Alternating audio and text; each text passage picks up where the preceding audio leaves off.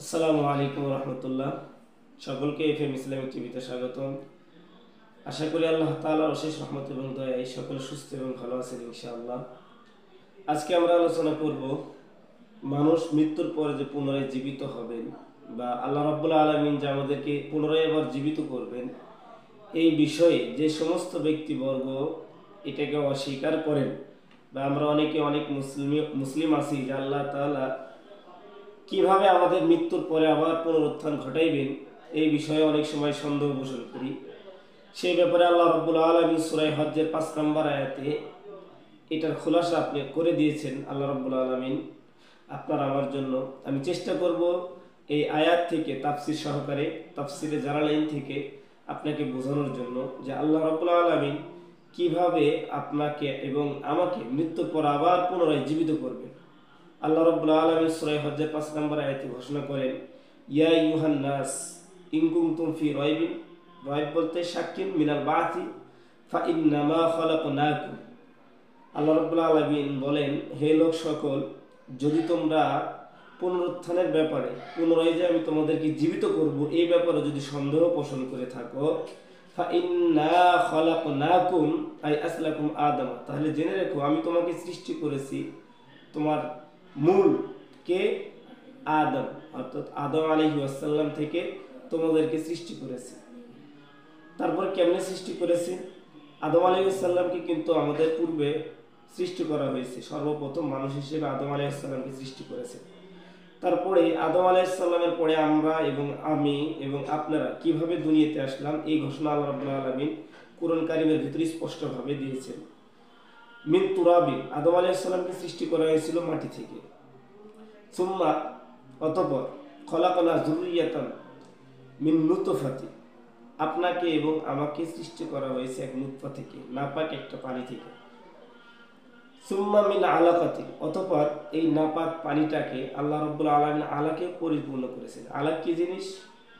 তাফসিরে জালালাইনের ভাষায় আলাক বলা হয় ওয়াহিয়াদ দামুল জামিদ, অর্থাৎ জমাট বাঁধা একটা রক্তের টুকরা।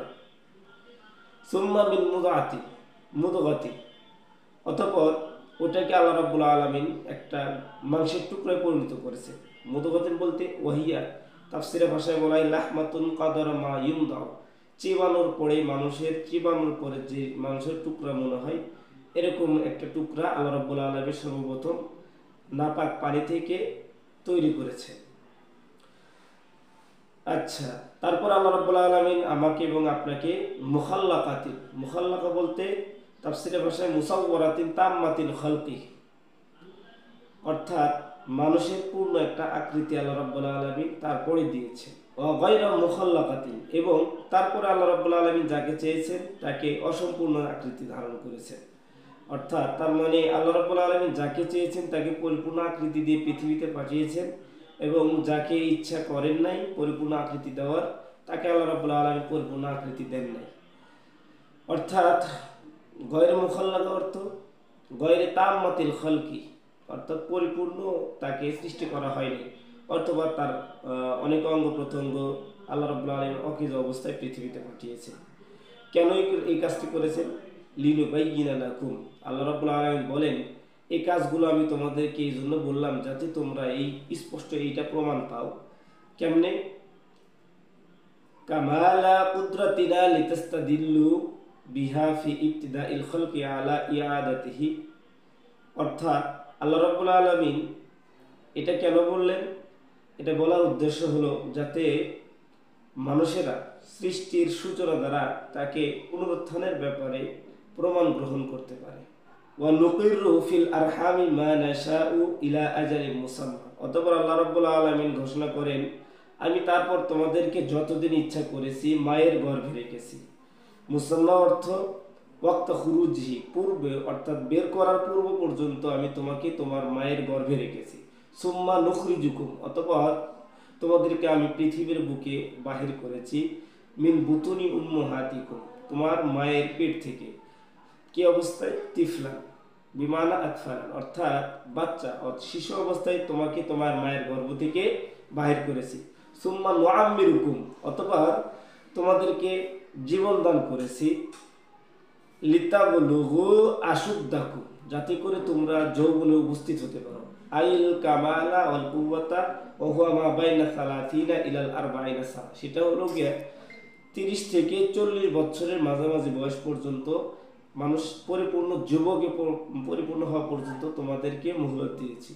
ওয়ামিনকুম মাইয়ুতাওয়াফা বিমাউতি ক্বাবলাল বুলুগিল আশাদ্দি।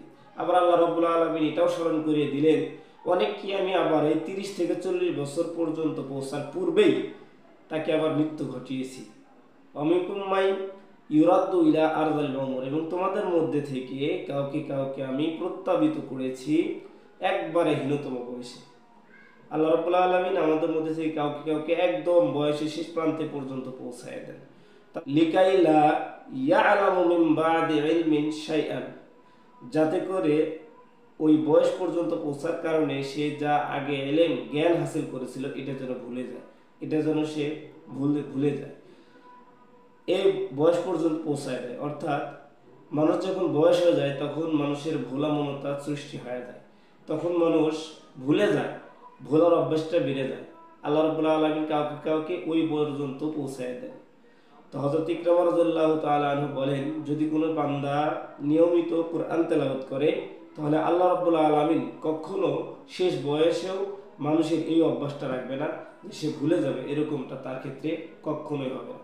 তো আজকের আলোচনা দ্বারা আপনি বুঝতে পারলেন আল্লাহ রাব্বুল আলামিন আমাকে আপনাকে কিভাবে সৃষ্টি করেছে এবং আমাকে আপনাকে মৃত্যুর পরে পুনরায় আল্লাহ রাব্বুল আলামিন কিভাবে আবার তৈরি করবেন। যেভাবে আমরা কিছুই ছিলাম না, পুনরায় আবার দুনিয়াতে আমাকে আপনাকে নিয়ে এসেছে, ঠিক তেমনি ভাবে আল্লাহ রাব্বুল আলামিন আমাদের পৃথিবী থেকে চলে যাওয়ার পরে আমাদের কিছুই থাকবে না, তারপরেও আল্লাহ রাব্বুল আলামিন আমাকে এবং আপনাকে আবার পুনরায় জীবিত করবেন।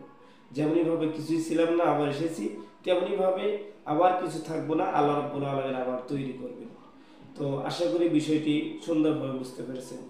আজকের ভিডিও এই পর্যন্তই। যদি ভিডিওটি ভালো লাগে তাহলে অবশ্যই ভিডিওটিতে একটি লাইক এবং কমেন্ট করে যাবেন ইনশাআল্লাহ। আসসালামু আলাইকুম ওয়া রাহমাতুল্লাহি ওয়া বারাকাতুহু।